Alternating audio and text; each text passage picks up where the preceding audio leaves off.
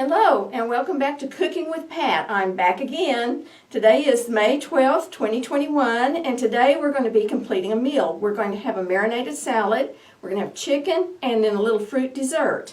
And the first thing I need to do is I need to say my thank yous. We need to thank Peggy Laddick, who is our vegetable gardener tomato woman, and she brings us tomatoes all the time. Yesterday when I arrived at the library, I was not greeted with hello, how are you? I was greeted with Peggy brought tomatoes. So thank you, Peggy. And we also need to thank the Oklahoma Department of Libraries and the Institute of Museum and Library Services for everything that they've done for us and getting us the grant money to do this. And today I also want to talk a little bit about the USDA. Remember, Choose My Plate. We've talked about this before. They have a great app that you can put on your device and you can keep track of the food and your goals that you have. So you might want to try going to myplate.gov. If you just go to myplate.gov, you can see some of the things they have. And in your app store or your Play Store, they're going to have, you just type in My Plate, and it will show up and you can install it on your device. And lean out of the camera here for a second. And this is what it's going to look like when you open it up. And you can either create an account or you can simply just go to the app and look at the kitchen. You can look at the benefits of the fruit, serving sizes, how much a child needs, how much an adult needs.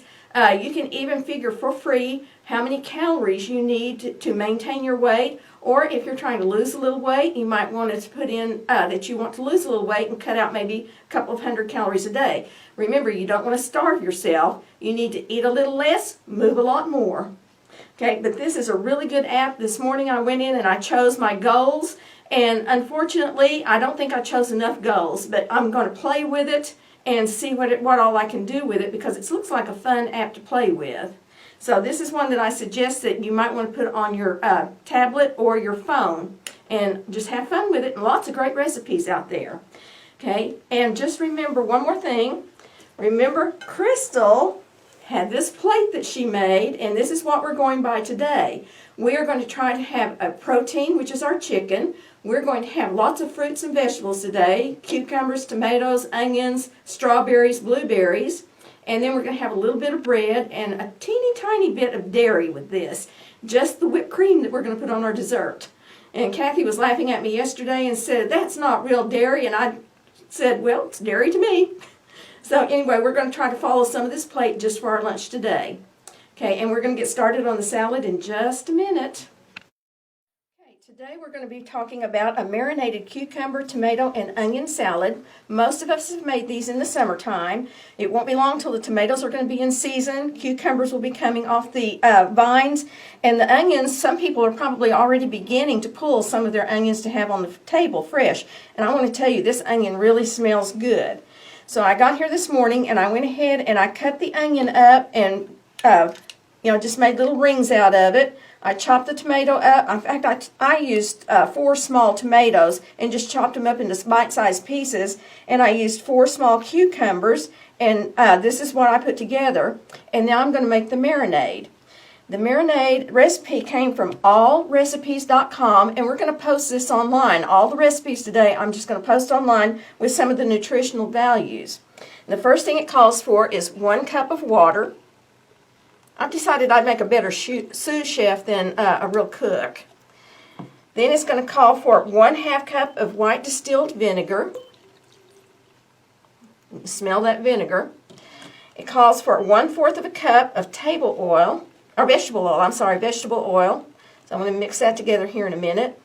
Remember, oil and water do not mix together great, so we're going to have to whisk this together. And then in this little cup I have 1/4 cup of sugar, 2 teaspoons of salt, a tablespoon of black pepper, and then I'm going to put this in and whisk it all together. And it says you're supposed to whisk until it becomes kind of frothy. And I never have been a good whisker.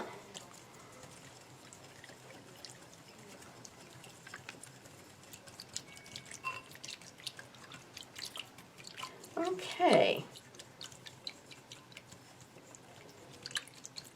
It looks like it's beginning to froth a little bit. This was, when my mother made this, when I was growing up, she never put sugar in it. My mother loved things really sour and bitter. And so when she would make this, she had everything except the sugar in it. And we were talking about this recipe about a month ago, and I said, oh, I don't like it, it's so bitter. And everybody said, well, it has so much sugar in it. And I said, my mother never made it with sugar. So I told my sister about it, and she said, my sister said, I guarantee you our mother did not put sugar in it. My mother made things sour so your face puckered. Okay, and then I'm going to go ahead and add this too. I'm just going to kind of drizzle this over everything and then mix it up. And this is supposed to sit in the refrigerator for 2 hours and let everything marinate together. You know how some things are better the second day? I am told this is really good on the second day too. Okay, I'll set that out of the way. And then I'm going to mix this together. Then I'm going to put this in the refrigerator and let it marinate for 2 hours. And while it's marinating, I'm going to get the chicken ready, and we're going to have oven fried chicken. Oh, and that's looking pretty already. See, all these colors are going to be bright and pretty.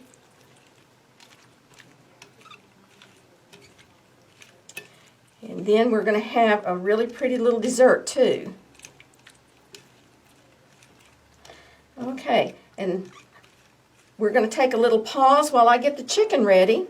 And I'm going to put this in the refrigerator and let this sit for a little while. We'll be back in just a few minutes. Okay, we are back, and now we're getting ready for our oven fried chicken that we're going to make. And I got this off of a Betty Crocker website. There's lots of recipes out there for this. And one of the things that we're going to do is we're going to be using panko. Panko has a history, and you cannot make your own panko breadcrumbs. It has a history that goes back to World War II, when the Japanese wanted to make their bread, and they didn't have any ovens or in the field, so they learned how to use their car batteries or their Jeep batteries and electricity through the batteries to make the bread, and it was a crustless bread. And from there, it became like a bread crumb. And when you do panko, can you pick that up, Crystal? Okay, when you do panko, then it's supposed to be a light, airy bread, and the grains are supposed to be kind of oblong, and it doesn't look like the breadcrumbs that we make when we make them at home.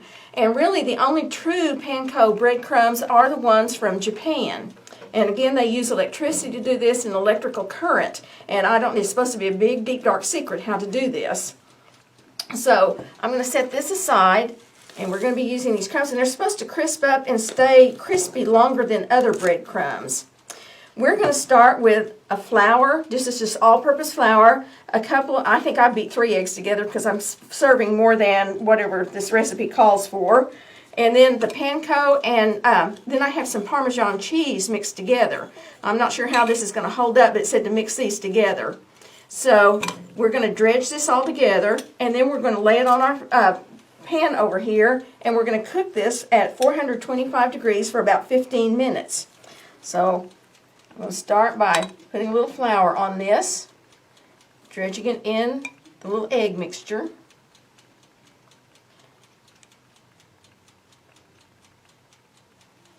Then I'm going to coat this.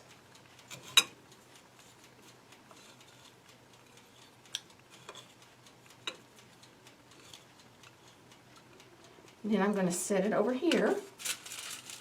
And then I'm going to try and repeat. I'm going to see if I can get a little bit more here on the end.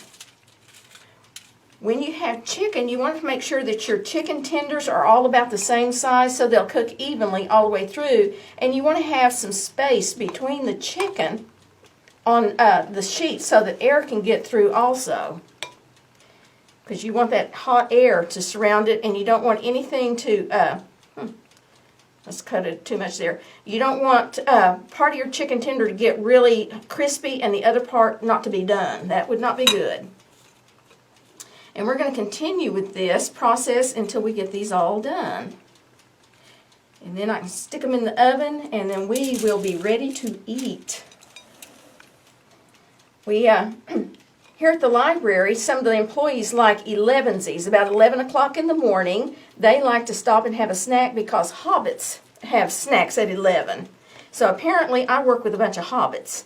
When I get to work later in the day, I'm usually full because I've eaten either a brunch or a big lunch, either one. So my snack time is usually about 3 in the afternoon. That's whenever I want a little snack. So I must not be a true hobbit. No, you are. It's tea time. Oh, it's tea time. That's right, it's tea time. And did you know this year, just a little bit of trivia here, the Jim Lucas Shakota Public Library, the building that we are in, is going to turn 30 years old this year. And I was going to look up the dedication date yesterday, and I ran out of time. So I think the library needs to have a little party whenever we figure out when the dedication date was, and just have a little birthday party to celebrate the 30-year, or being here for 30 years and serving this community.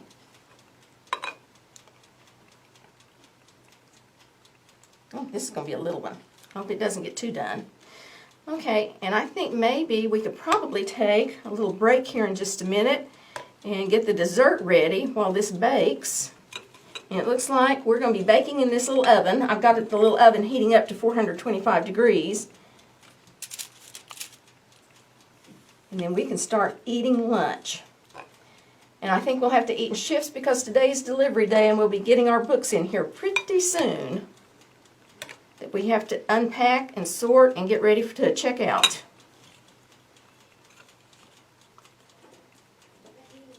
By the way, they had a book club meeting yesterday, and I think it went really well. We're beginning to open the meeting room back up to small crowds. There was a little meeting in here yesterday. Summer reading program is coming. It's Tales and Tales, T-A-L-E-S and T-A-I-L-S. And it looks like it's going to be a lot of fun. You can sign up on Beanstack if you want to. If you don't know anything about Beanstack, don't worry about it. Come in, we can explain it to you, or we can actually do it for you. We're going to try to help you out the best we can and just have all kinds of fun this summer. There's going to be some live programs outside. Okay, I think those are done enough that I'm going to stick this in the oven real quick. I think that's preheated. Okay, we'll say it's preheated. And then we're going to cook some more. And we'll be back in just a few minutes, and I'm going to show you, well, I don't know how to work my oven. We're going to show you how the dessert that we're going to have today. So we're going to take another short break, and I'll be back in just a minute. Okay, we are back, and I will tell you that while I was gone, I dished up a little bit of chicken, and it stuck to the bottom. I did not want to film that, so I've got some more chicken in here going, and it'll be ready in about 20 minutes. One of the things that some people like to do, and I'm one of these people, I like a piece of fruit for dessert, or sometimes a piece of fruit before I get ready, about an hour before I go to bed, because it gets rid of kind of that sweet craving. And one of the things I really enjoy doing is I like to take a little bowl, and I have some chopped up strawberries. So I can add a few strawberries to my bowl. I love blueberries. And strawberries, by the way, are in season. They're beginning to come off in our little garden back here. You can put as many strawberries and blueberries as you want. Blackberries are going to be in season pretty soon. I was across the road from where I live yesterday, and the blackberries growing over there are just beginning to come on. So I thought another month, blackberries will be ready. I can add a few more of these. A few more of these. And one of the things I like to do is I like to add wheat germ to my fruit bowl. Wheat germ does not sound as bad as it's not as bad as it sounds. This is the part of the wheat flour that germinates. That's where the wheat germ comes from. It's germinating. And this is often taken out when flour is processed. And so this is a way of putting a lot of nutrients back into your food. And so I just sprinkle a little bit of wheat germ on here. And then one of my favorite things to do is shake up a little bit of whipped cream and add that. They say 2 tablespoons is a serving. I don't know who made that up. I like a little bit more, but 2 tablespoons is a serving, and then that way I'm ready for my dessert whenever I eat. And I just kind of mix this in together. Wheat germ to me tastes kind of like vanilla wafers. Some people tell me it has a nutty flavor. And when you add it to like your pancakes, what you need to do is you need to take your pancakes and get them started, and whenever it starts to bubble up and you're just about ready to turn them, sprinkled a wheat germ on top of the pancake, flip it, and it gives it a nutty flavor. I had a neighbor this weekend who told me she used to add wheat germ to hamburger to sneak some more nutrients into her kids, and they never knew it. And she turned around to her son, who's just a little bit younger than me. She said, "Did you know that?" And he said, "Nope, didn't know that." And so, that parents have all kinds of ways of sneaking nutrients into their food. So that's one way, is you can add some wheat germ into things to get the nutrients back in that children need. Whenever everything is done, what I'm going to do is I'm going to go ahead and I'm going to try to plate up a little bit of this chicken. And of course, see, this one's the clean one. I'm just going to take a little bit of chicken here. It smells great. Then I am going to add just a little bit of, this hasn't been quite 2 hours for us, but I'm going to add just a little bit of my little salad here. Make sure I get some tomatoes in. A few more cucumbers. And this is just really colorful. And then you could have like a little piece of bread on the side if you want it, and that would count as part of your bread. And then you have your little dessert here on the side, and this just makes a nutritious light lunch. Okay? And this is what we're going to be serving ourselves here at the library today. And I will tell you, this chicken really smells good. You can also take dipping sauces like maybe a little bit of ranch. We have some honey mustard here. And we also have a little bit of barbecue sauce, just whatever you want. And you can add that to your chicken if you want to. All of this information about today's desserts and salad and chicken is going to be on our website. And also for this dessert, I did not know how to count the calories and nutritional value. So I posted the nutritional value, and I posted where I got it from. There is a nutritional website where you can go in and plug in the foods that you're eating, and it will tell you how many calories you're eating, and it'll tell you all of the nutritional information. I think that concludes this segment of Cooking with Pat, and we should be back hopefully in about another month to do another segment and probably talk about things that you can get out of your garden. And by the way, if you have not been to the south side of the garden, our library, to look at our garden, you need to, if for no other reason, to see how it's decorated. We have the cutest little garden back there. See you soon. Bye-bye.